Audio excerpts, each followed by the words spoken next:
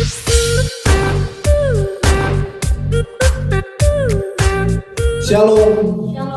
Kita bertemu kembali untuk memuji Tuhan dan meninggikan nama-Mu. Dengan nama Tuhan memberikan yang terbaik untuk Tuhan. Haleluya. Mari kita naikkan syukur kita kepadanya, karena Dia terbaik bagi kita dan menyertai kita selama-lamanya. Haleluya.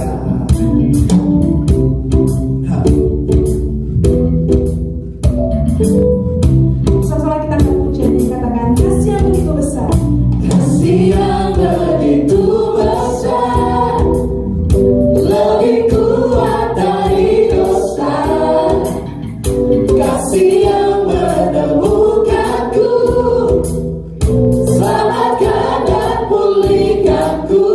Ku naikkan syukur, Ku naikkan syukurku, ku tak akan berhenti memuji, meninggikan nama-Mu selalu, menarik memuliakanku, dibebaskan, dibangkitkan, hidup yang Kau yang kini hanya untukmu. haleluya. Kau memberikan hidup kami untuk Engkau benar. Katakan Kasih yang begitu besar, lebih kuat dari dosa. Kasih yang menemukanku, selamatkan dan pulihkanku. ku naikkan syukur Ku kami. naikkan syukurku, ku tak akan berhenti memuji, meninggikan nama-Mu selalu, menarik memuliakanmu, dibebaskan, dibangkitkan, hidup yang kami dan kini hanya untukmu.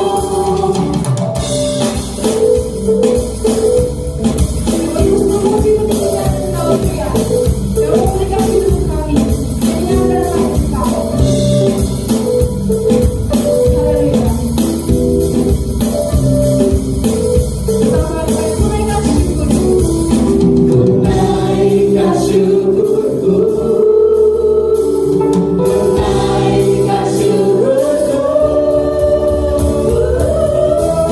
ku tak akan berhenti memuji, meninggikan nama-Mu selalu, menarik memuliakanmu, dibebaskan, dibangkitkan, hidup yang kami dan kini hanya untukmu akan berbakti, meninggikan nama-Mu, dibebaskan, dibangkitkan, hidup yang kami dan kini hanya untukmu, hidup yang kami dan kini hanya untukmu.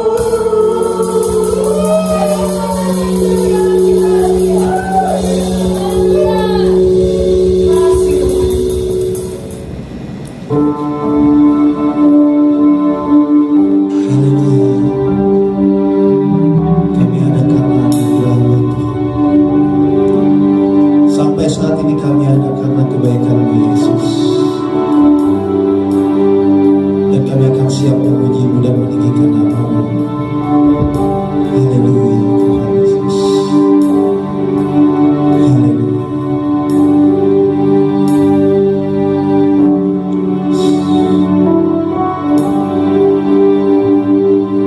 Menghiasi kehidupanku dengan kemurahan-Mu.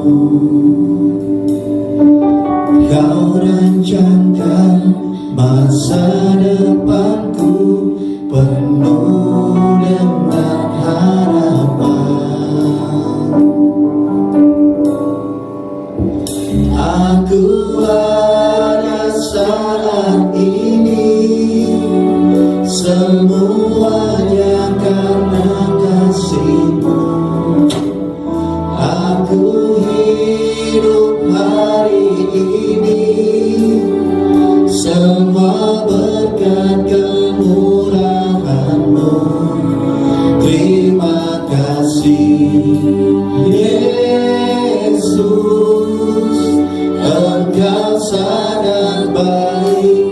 teramat baik bagiku. Haleluya, Kau hiasi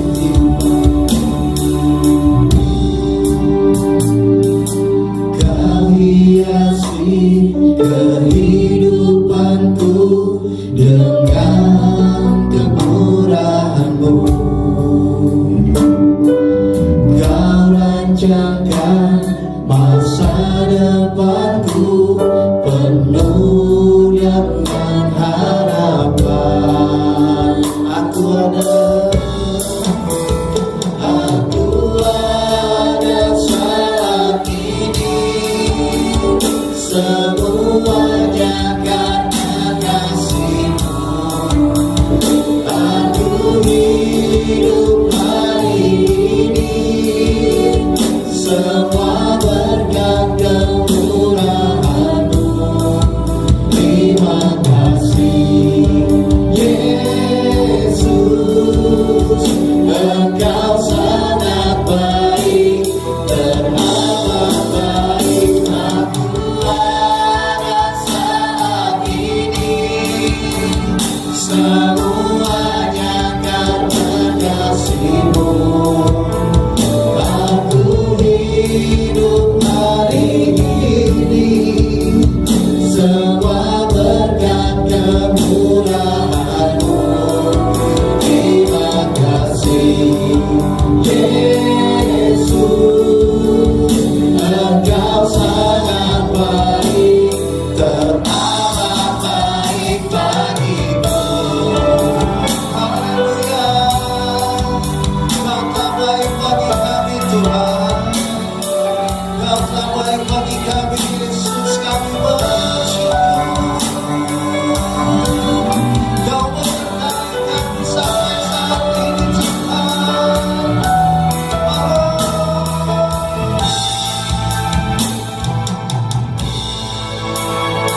Aku ada saat ini, semuanya karena kasih-Mu. Aku hidup hari ini, semua berkat kemurahan-Mu. Terima kasih Yesus, Engkau sangat baik.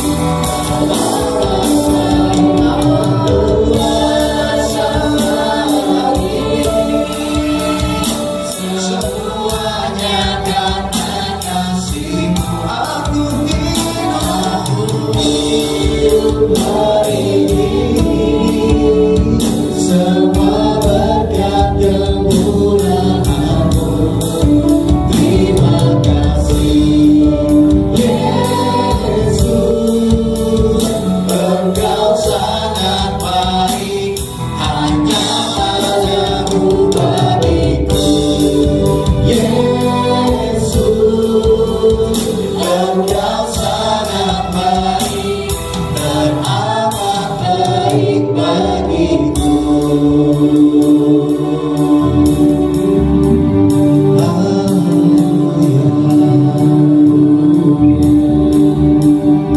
Terima kasih Tuhan. Shalom saudara-saudara terkasih di dalam Kristus Yesus. Selamat jumpa kembali bersama dengan saya Beni Budianto dalam ibadah online GBI Home. Doa saya biar saudara dimanapun berada, Tuhan memberikan kekuatan, memberikan kesehatan, karena saya percaya bersama dengan Tuhan kita akan terpelihara di dalam Dia. Haleluya.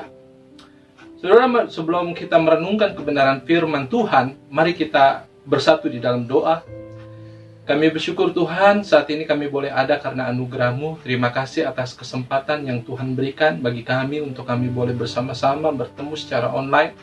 Kami percaya setiap apa yang kami lakukan tidak akan sia-sia, tetapi kami boleh mengerti kebenaran firman Tuhan. Kami boleh dikuatkan, dipulihkan, bahkan kalau mungkin Tuhan, kami boleh semakin hari semakin diperbaharui di dalam Engkau Tuhan.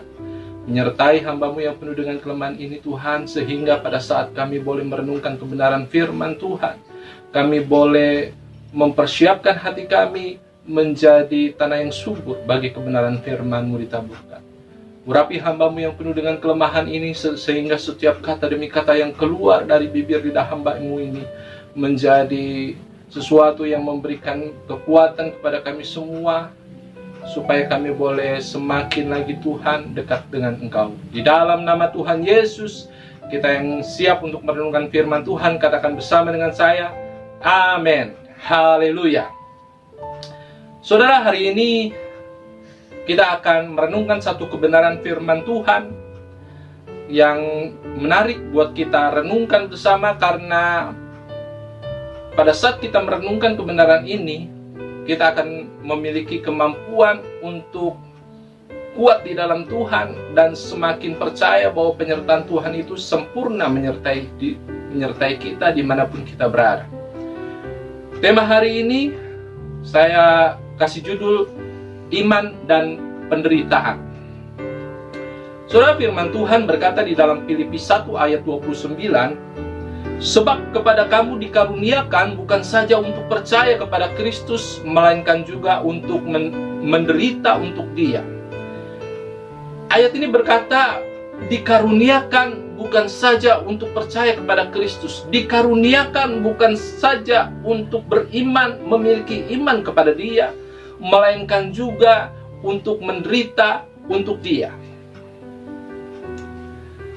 Jadi pertanyaan saudara, ternyata Injil dan penderitaan adalah dua buah kata yang seringkali berdampingan di dalam kehidupan orang percaya.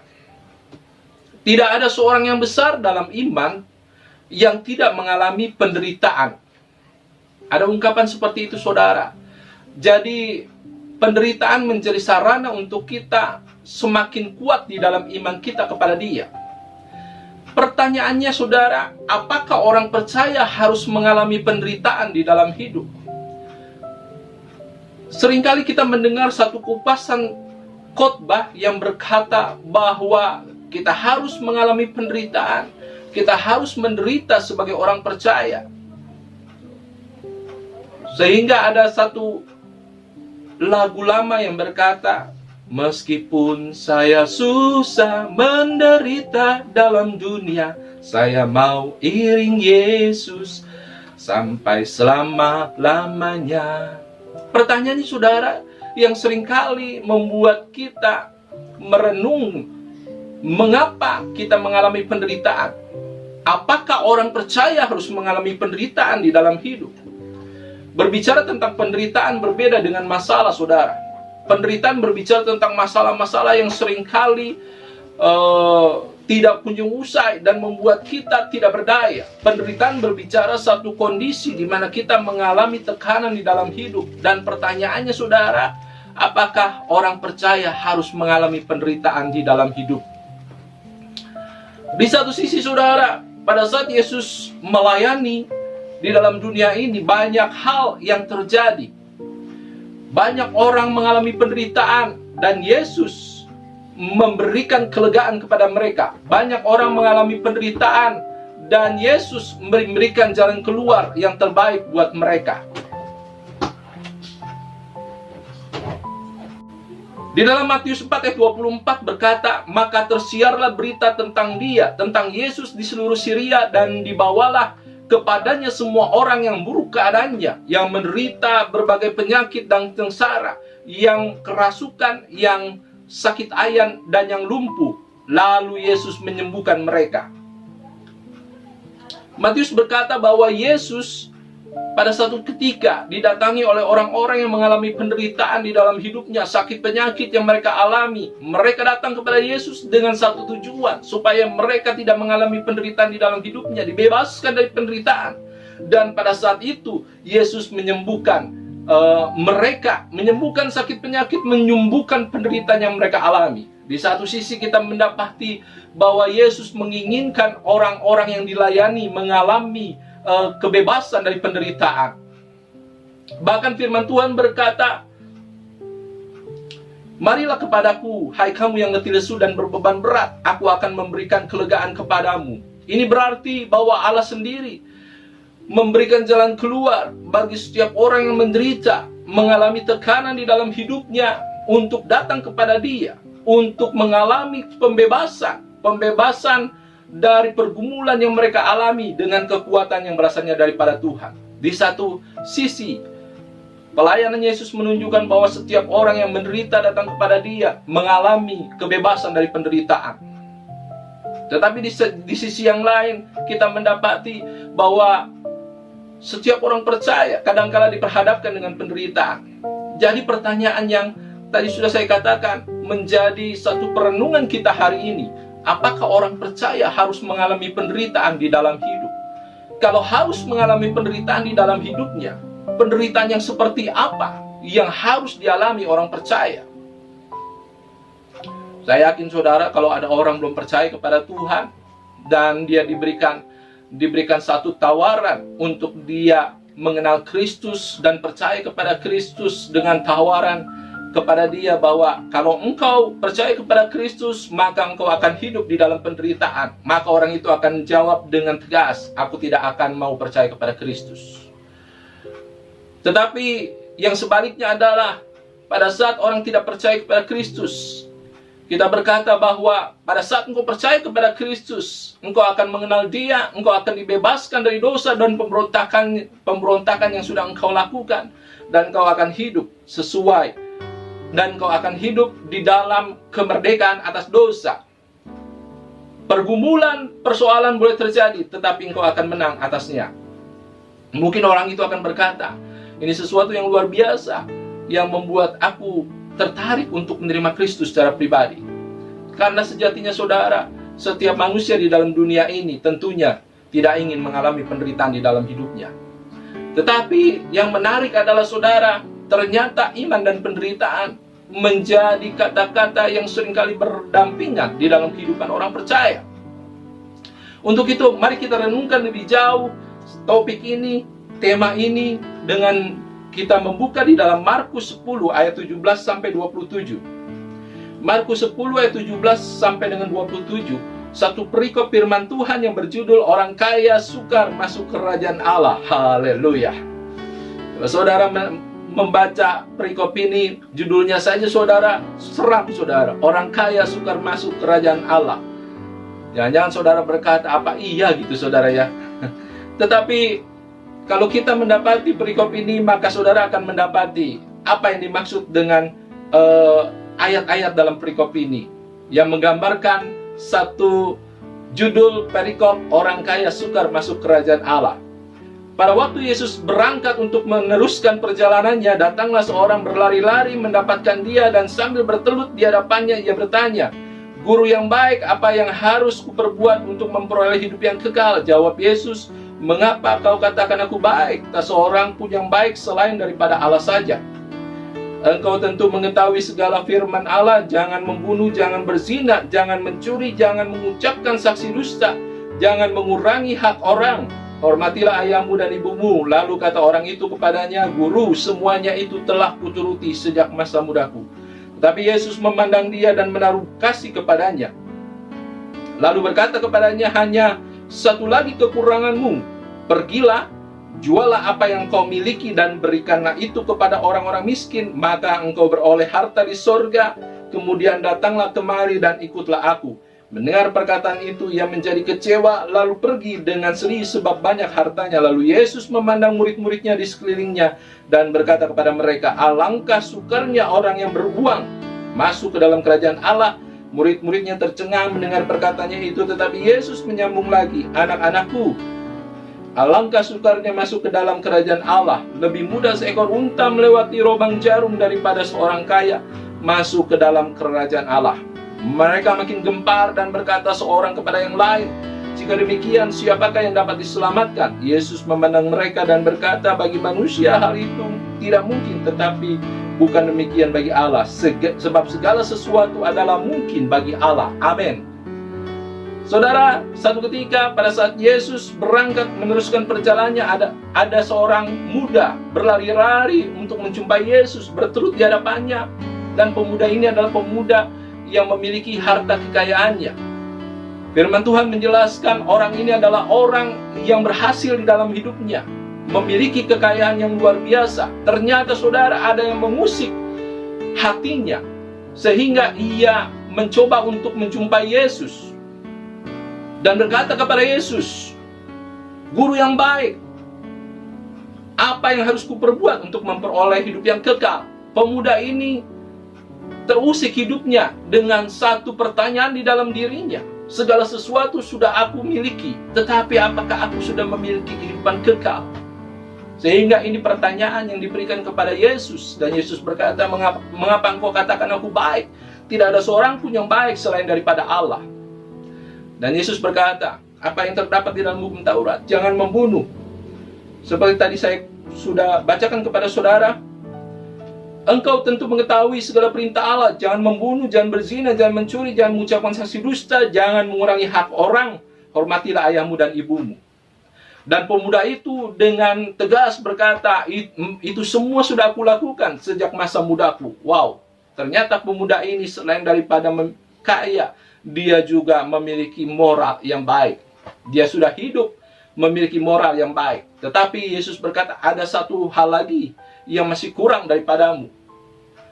Jualah harta kekayaanmu, bagikan ke orang miskin, dan datanglah kepadaku, ikutlah aku. Mendengar perkataan itu, orang-orang itu menjadi sedih. Karena apa saudara? Karena ia memiliki begitu banyak hartanya. Ternyata orang muda ini adalah orang yang terikat dengan hartanya. Sehingga apa yang terjadi? Ia mengalami penderitaan. Karena apa? Karena hartanya tidak memberikan damai sejahtera. Ada satu pertanyaan di dalam dirinya. Engkau sudah memiliki segala sesuatu, tetapi apakah engkau memiliki kekekalan di dalam hidupmu? Saudara, kadangkala sebagai orang percaya, banyak orang berkata bahwa dia mengalami penderitaan, dia mengalami kesengsaraan karena mungkin ada dosa yang dia lakukan. Sehingga kita sering mendengar pernyataan-pernyataan orang-orang yang disebut orang percaya, orang Kristen, bahwa yang namanya orang dekat dengan Tuhan adalah orang kaya. Yang namanya orang yang dekat dengan Tuhan adalah orang yang tidak mengalami penderitaan secara ekonomi, yang tidak mengalami kesusahan di dalam hidupnya. Tetapi saudara, ternyata ini tidak benar. Ini tidak sesuai dengan kebenaran firman Tuhan. Untuk itu saudara, tentunya kita mau merenungkan kebenaran firman Tuhan. Sebagai orang percaya, apakah mungkin kita mengalami penderitaan? Kalau mungkin kita mengalami penderitaan yang seperti apa yang seharusnya kita alami, sehingga kita menyadari bahwa pada saat kita mengalami penderitaan yang seperti ini, kita harus lebih lagi mengkoreksi diri, atau kita harus lebih kuat lagi berpegang pada kebenaran firman Tuhan. Ini menjadi pertanyaan di dalam hidup kita. Untuk itu, melalui kebenaran firman ini, kita akan merenungkan 3 makna menderita bagi Kristus. Ada orang yang berkata bahwa aku bercerai dengan istriku, dan aku percaya itu semua adalah jalan Tuhan. Wah, dia berkata seperti itu saudara. Dan pada akhirnya dia mengalami penderitaan di dalam hidupnya karena perceraian itu. Dan seolah-olah dia menyalahkan Tuhan.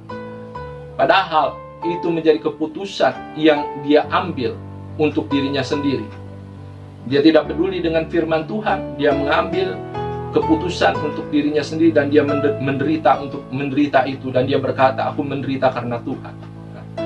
Saudara, kita akan merenungkan 3 kebenaran, 3 makna menderita bagi Kristus. Sebenarnya menderita bagi Kristus itu apa sih?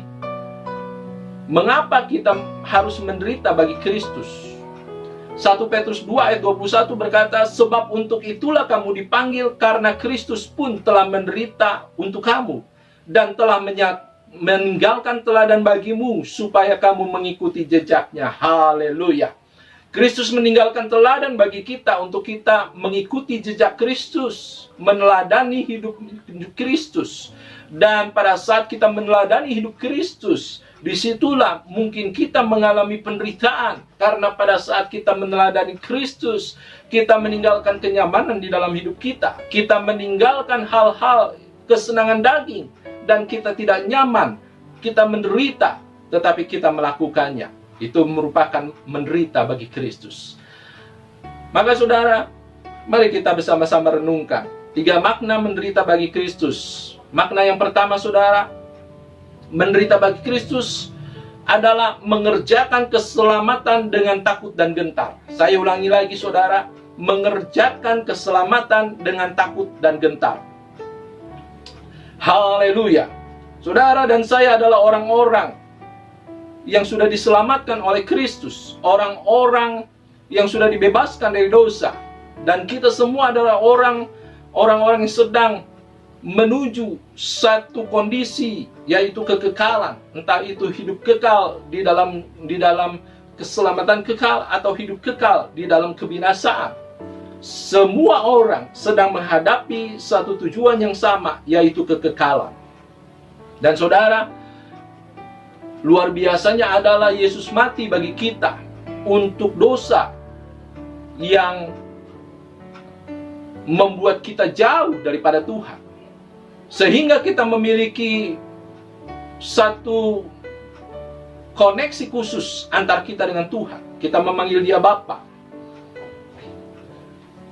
Saudara, percaya kepada Kristus adalah anugerah, gratis, sesuatu yang tidak kita usahakan, tetapi pemberian Allah.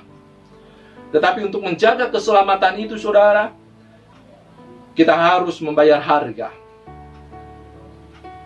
Dengan takut dan gentar, kerjakan keselamatan kita. Dan saudara, pada saat kita percaya kepada Kristus, saudara dan saya tidak hanya puas menjadi pengikut Yesus saja, tetapi kita harus meningkat level kita menjadi murid Kristus. Saudara lihat di sini orang kaya, dia bersusah payah menjumpai Yesus. Karena apa? Karena ada sesuatu yang menggelisahkan hatinya. Dia sudah melakukan hal-hal yang baik. Secara moral, dia memiliki moral yang baik. Hubungan dia dengan sesama sangat baik, karena dia melakukan hukum Taurat, istimewa hal-hal yang berhubungan dengan sesama sejak masa mudanya.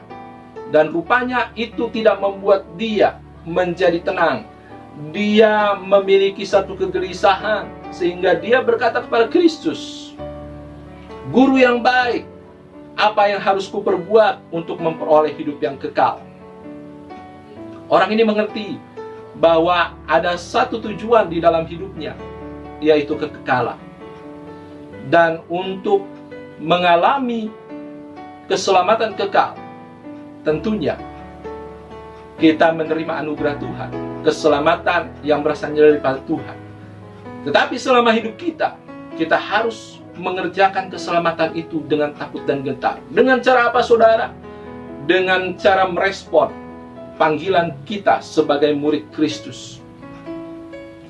Billy Graham berkata, keselamatan itu gratis, tetapi untuk menjadi murid ada harga yang harus dituntut. Ya, ini segala sesuatu yang Anda miliki. Jadi, apakah kita harus menjadi murid Yesus? Pertanyaannya adalah iya. Saudara tidak berhenti pada satu titik percaya kepada Kristus. Saudara tidak berhenti pada satu titik menjadi pengikut Yesus, tetapi engkau harus menjadi murid Kristus. Murid Kristus yang pada akhirnya meneladani Yesus yang adalah guru, sehingga engkau menjadi pribadi yang semakin hari serupa dengan gurumu, yaitu Yesus Kristus. Matius 16 ayat 24 berkata, setiap orang yang mau mengikut aku, ia harus menyangkal dirinya, memikul salibnya, dan mengikut aku. Setiap orang yang mau mengikut aku, setiap orang yang mau menjadi murid Kristus, menyangkal dirinya, memikul salibnya, dan mengikut aku. Ini adalah penderitaan saudara, karena ini tidak sesuai dengan keinginan daging kita.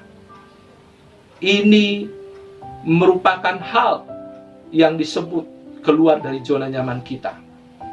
Dan untuk menjadi murid, kita harus bersedia mengerjakan keselamatan kita dengan takut dan gentar. Dengan cara apa?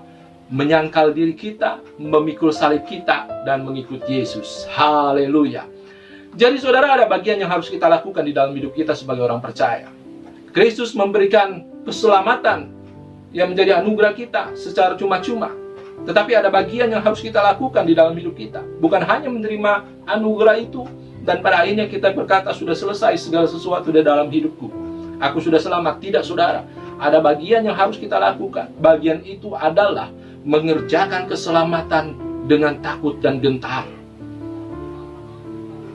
Sehingga pada saat kita melakukan bagian kita, Tuhan akan melakukan bagiannya yang sempurna itu di dalam hidup kita. Haleluya.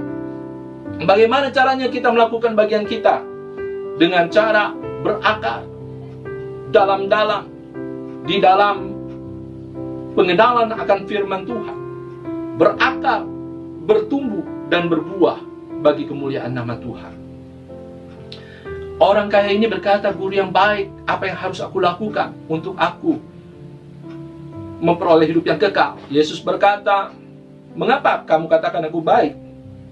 Tidak ada yang baik selain daripada Allah. Kalimat ini seolah-olah menjadi satu kalimat paradoks. Tetapi sesungguhnya Yesus ingin mengajar kepada orang muda itu bahwa akulah Allah itu sendiri. Akulah orang yang kau katakan baik. Akulah Allah itu sendiri. Orang muda ini belum mengalami pengenalan akan Yesus, sehingga ia sangat-sangat berat untuk meninggalkan harta kekayaannya dan mengikut Yesus kemanapun Yesus berada. Saudara, diperlukan usaha yang menjadi bagian kita untuk kita lakukan pada saat kita menerima Kristus, yaitu berakar, bertumbuh, dan berbuah di dalam firman Tuhan, di dalam hidup kita, sehingga kita dapat menjadi orang-orang yang mengerjakan keselamatan kita dengan takut dan gentar. Kolose 2 ayat 6-7 berkata, kamu telah menerima Kristus Yesus Tuhan kita, karena itu hendaklah hidupmu di dalam Dia. Hendaklah kamu berakar di dalam Dia, berakar dan dibangun di atas Dia, bertumbuh, dan hendaklah kamu bertambah teguh dalam iman, berbuah yang telah diajarkan kepadamu, dan hendaklah hatimu melimpah dengan syukur, berbuah saudara. Haleluya. Jadi saudara, ada bagian yang harus kita lakukan, dan untuk kita mengerjakan keselamatan dengan takut dan gentar, ada harga yang harus kita bayar, karena ini membutuhkan komitmen kita. Untuk apa saudara? Untuk menanggalkan kenyamanan kita secara jasmani. Untuk apa saudara? Untuk kita mengenal Tuhan lebih dalam lagi dengan cara berakar, bertumbuh, dan berbuah di dalam kebenaran firman Tuhan, sehingga kita dapat menjadi pribadi-pribadi yang menderita bagi Kristus. Haleluya. Jadi makna menderita bagi Kristus yang pertama adalah pada saat kita mengerjakan keselamatan kita dengan takut dan gentar. Haleluya. Yang kedua, makna kedua menderita bagi Kristus artinya kita bersedia menjalani hidup baru di dalam Dia. Bersedia menjalani hidup baru di dalam Dia. Ayat 21 berkata, tetapi Yesus memandang orang muda itu dan menaruh kasih kepadanya, lalu berkata kepadanya, hanya satu lagi kekuranganmu, pergilah, jualah apa yang kau miliki dan berikanlah itu kepada orang-orang miskin, maka engkau akan beroleh harta di sorga, kemudian datanglah kemari dan ikutlah aku. Mendengar perkataan itu, ia menjadi kecewa, lalu pergi dengan sedih sebab banyak hartanya. Saudara, pemuda ini ditawarkan satu kehidupan yang baru oleh Yesus. Yesus berkata, ada satu hal lagi yang harus engkau jalani, satu hal lagi yang kurang. Engkau harus menjual hartamu, membagikan kepada orang miskin, dan kau datang kemari dan ikutlah aku. Satu kehidupan yang berbeda, kehidupan yang tidak sama sebelum ia datang kepada Yesus. Yesus menawarkan untuk engkau mengikut aku, untuk engkau terikat kepadaku, untuk engkau mengalami hidup seperti yang aku alami, untuk engkau menjalani hidup yang baru. Saudara, saat kita percaya kepada Kristus, firman Tuhan berkata di dalam 2 Korintus 5 ayat 17, Jadi siapa di dalam Kristus adalah ciptaan baru, yang lama sudah berlalu, sesungguhnya yang baru sudah datang. Kita adalah orang-orang yang mengalami pemulihan secara pribadi pada saat kita percaya kepada Kristus.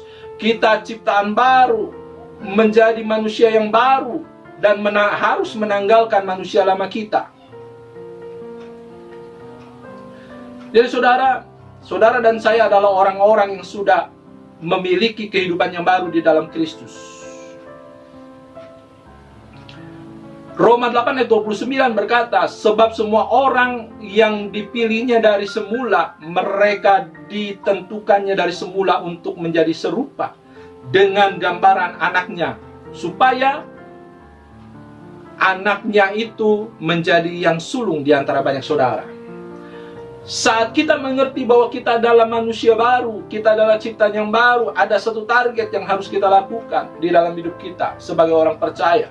Kita harus melangkah, mengisi kehidupan kita yang baru dengan hal-hal yang baik yang Tuhan sudah siapkan di dalam hidup kita.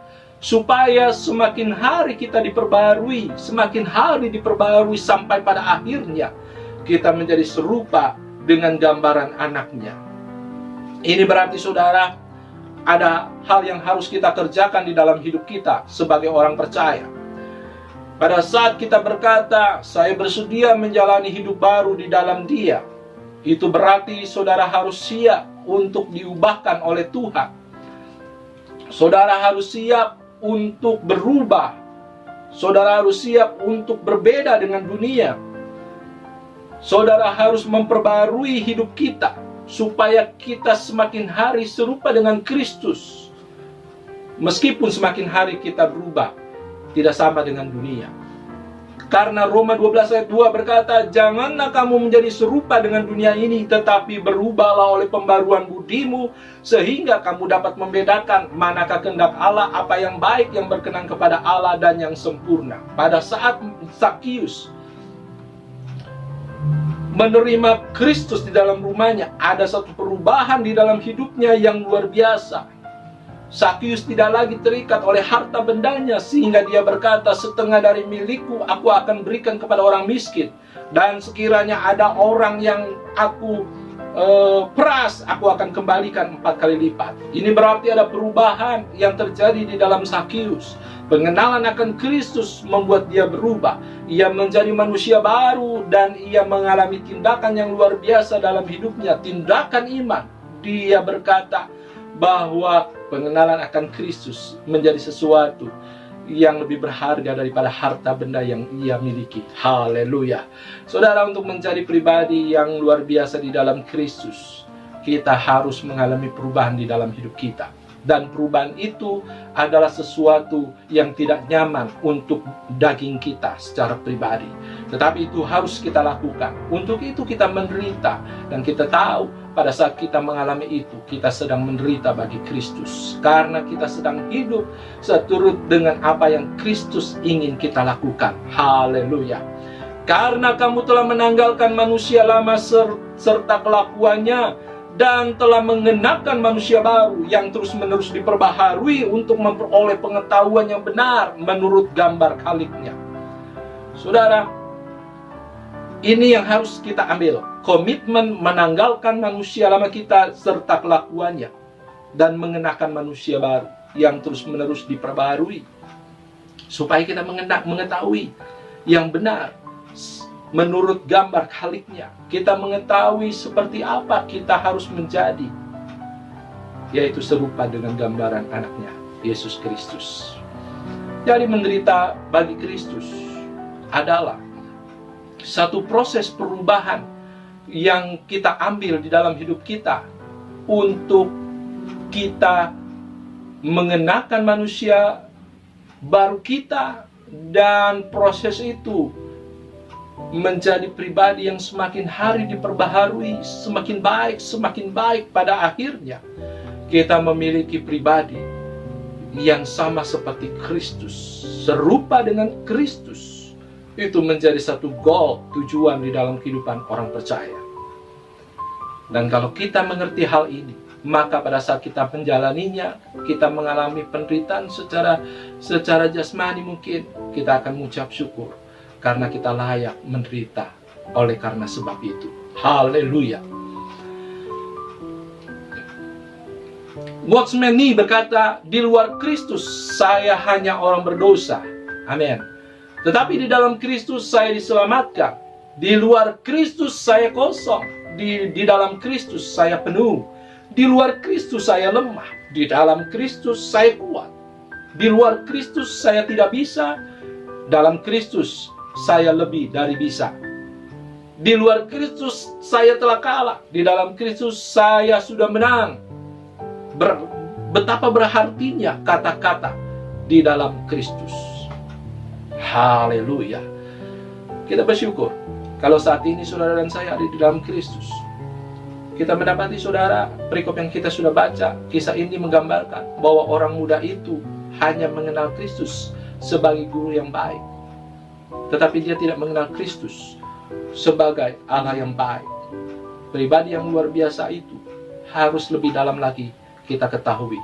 Karena pada saat kita ada di dalam Kristus, kita diperbaharui hari lepas hari. Tetapi dibutuhkan adalah komitmen menanggalkan manusia lama kita dan menanggalkan hal-hal yang membuat kita tidak berkenan kepada Tuhan. Menanggalkan manusia lama dan kelakuannya yang tidak benar di hadapan Tuhan. Sehingga kita menjadi manusia baru yang diperbaharui hari lepas hari, serupa dengan gambaran Yesus Kristus. Menderita untuk itu saudara, pasti karena daging tidak mau menerima itu. Tetapi itu harus kita lakukan, karena dengan cara itu kita dapat melakukan kehendak Bapa di surga. Poin yang ketiga saudara, yang terakhir, makna menderita bagi Kristus adalah mengimplementasikan amanat agung dalam hidup orang percaya. Pada saat orang muda ini bertanya, apa yang harus aku lakukan? Ternyata saudara, orang muda ini hanya melakukan apa yang dituntut melalui hukum Taurat, dan dia lakukannya tidak dengan segenap hati, hanya sekedar kebiasaan saja saudara. Sehingga pada saat dia ditantang untuk mengasihi Tuhan dengan cara memberikan harta bendanya yang begitu besar kepada orang miskin, dan ia mengikuti Yesus, ia tidak sanggup melakukannya.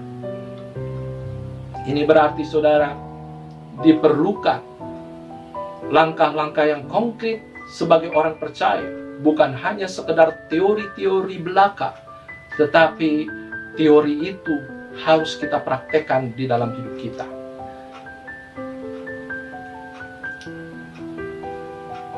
Mazmur 105 berkata, ayat pertama, bersyukurlah kepada Tuhan, serukanlah namanya, perkenalkanlah jalan perbuatannya di antara bangsa-bangsa.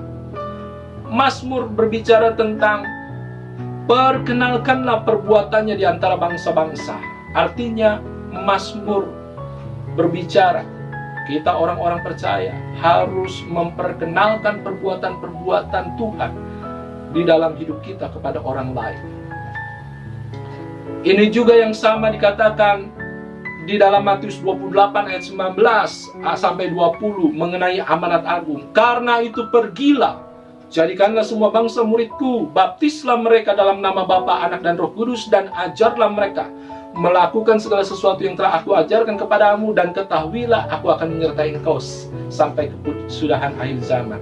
Saudara, pada saat kita mendengar kata atau kalimat amanat agung, mungkin kita berkata, itu mah urusan pendeta yang harus melakukan itu, evangelis yang harus melakukan itu, mengabarkan Injil di dalam hidup mereka kepada orang-orang yang belum mengenal Tuhan. Padahal sesungguhnya saudara, amanat agung adalah satu amanat yang Tuhan tujukan kepada orang-orang yang sudah percaya, bukan hanya untuk pendeta, bukan hanya untuk penginjil, tetapi untuk saudara dan saya. Tetapi mungkin saudara berkata, tapi bagaimana caranya Pak Pendeta? Bagaimana caranya aku dapat mengabarkan Injil kepada orang yang belum pernah mengenal Kristus? Itulah sebabnya saudara, kita harus mengimplementasikan amanat agung di dalam hidup kita. Artinya, kita harus menghadirkan kerajaan Allah di dalam hidup kita sehari-hari. Hidup yang berarti tidak ditentukan oleh status kita, tetapi oleh perbuatan kita yang menghadirkan kerajaan Allah di dalam dunia. Mungkin status kita adalah orang yang dipandang orang, tetapi kalau kita tidak menghadirkan kerajaan Allah di dalam hidup kita, kita tidak menjadi berkat bagi orang-orang sekitar kita. Tetapi sebaliknya, pada saat kita menghadirkan kerajaan Allah di dalam hidup kita, orang-orang akan melihat itu dan mereka akan berkata, wow, ada sesuatu yang luar biasa di dalam kehidupan orang ini. Karena ia memiliki hidup yang berkualitas. Menghadirkan kerajaan Allah di dalam hidup kita, artinya kita menempatkan Kristus menjadi pribadi yang utama di dalam segala sesuatu yang kita kerjakan sehari-hari. Artinya apapun yang kita lakukan, yang kita kerjakan, itu kita lakukan seperti untuk Tuhan, bukan untuk manusia. Dan kalau kita melakukan hal ini, pastinya apa yang kita kerjakan menjadi berkat bagi orang-orang sekitar kita, menjadi berkat bagi orang-orang yang belum mengenal Tuhan, dan menjadi kesaksian bahwa Allah yang menyertai hidup kita adalah Allah yang besar. Haleluya. Saudara, mengimplementasikan amanat agung dalam hidup menjadi sesuatu yang membuat daging kita suka untuk kita melakukannya. Bahkan Roma 14 ayat 17 sampai 18 berkata, sebab kerajaan Allah bukanlah soal makanan dan minuman, tetapi soal kebenaran, damai sejahtera dan sukacita oleh Roh Kudus. Karena itu barang siapa melayani Kristus dengan cara ini, ia berkenan kepada Allah dan dihormati oleh manusia. Jadi kerajaan Allah bukan soal makanan dan minuman, tetapi soal kebenaran. Pada saat saya berkata soal kebenaran, kita akan berkata, waduh, berarti hal-hal yang tidak benar walaupun itu kecil, itu tidak boleh kita lakukan, Pak. Jawabannya adalah iya. Karena kerajaan Allah berbicara soal kebenaran, damai sejahtera, dan sukacita oleh Roh Kudus. Oleh Roh Kudus, artinya pada saat kita memiliki komitmen untuk hidup dalam kebenaran Tuhan, kita mungkin tidak mampu, tetapi ada Roh Kudus yang memberikan kekuatan kepada kita. Percayalah saudara, pada saat kita hidup di dalam kebenaran Tuhan, ada pribadi yang terus memberikan kekuatan kepada kita, yang menopang kita, yaitu Roh Kudus. Sehingga kita menjadi pribadi yang luar biasa di dalam hidup kita. Satu ayat lagi saudara, 2 Timotius 1 ayat 8 berkata, jadi janganlah malu bersaksi tentang Tuhan kita, dan janganlah malu karena aku seorang hukuman karena dia, melainkan ikutlah menderita bagi Injilnya oleh kekuatan Allah. Ikutlah menderita bagi Injilnya oleh kekuatan Allah. Paulus menyadari pada saat kita memiliki komitmen untuk menginjil, untuk memberitakan kabar baik, ada peluang untuk kita mengalami penderitaan di dalam hidup kita. Mungkin kita dapat dikucilkan, mungkin kita dapat dianggap aneh, mungkin kita dapat dianggap orang yang tidak layak dijadikan teman. Tetapi itu menjadi satu hal yang luar biasa. Karena menderita bagi Injil adalah menderita bagi Kristus. Haleluya. Sehingga saudara, tatkala saudara merenungkan kebenaran firman ini harus kita lakukan di dalam hidup kita. Kita harus mengimplementasikan amanat agung Kristus di dalam hidup kita, di dalam keseharian kita. Artinya, pada saat kita melakukan segala sesuatu, lakukan segala sesuatu untuk Tuhan, bukan untuk manusia. Sehingga tatkala orang melihat perbuatan kita, mereka akan memuliakan Tuhan. Mereka akan berkata bahwa ada sesuatu yang berubah, ada sesuatu yang mengubah dia menjadi pribadi yang lebih baik, dan pribadi itu adalah pribadi Kristus Yesus. Sehingga khotbah yang luar biasa bukan pada saat seperti saya berkhotbah bagi saudara, tetapi khotbah yang luar biasa adalah pada saat saudara dan saya hidup di dalam kebenaran firman Tuhan, di dalam kehidupan sehari-hari. Haleluya. Biar kiranya ketiga kebenaran firman ini menjadi satu pencerahan di dalam hidup kita untuk mengerti menderita bagi Kristus, menderita bagi Yesus itu seperti apa. Sehingga kita dapat mengkoreksi diri kita. Kalau kita saat ini hidup di dalam penderitaan, kita koreksi. Kita menderita karena apa? Jangan-jangan kita menderita karena kesalahan kita sendiri. Jangan-jangan kita menderita karena kebebalan, kebodohan kita sendiri. Tetapi pada saat kita mendapati diri kita menderita karena Kristus, itu sesuatu yang luar biasa. Itu karunia daripada Tuhan. Jadi makna menderita bagi Kristus yang pertama, mengerjakan keselamatan dengan takut dan gentar. Artinya kita hidup sebagai murid Kristus, menyangkal diri kita, memikul salib kita, dan mengikut Yesus. Haleluya. Dan yang kedua, saudara, kita bersedia menjalani hidup baru di dalam Dia.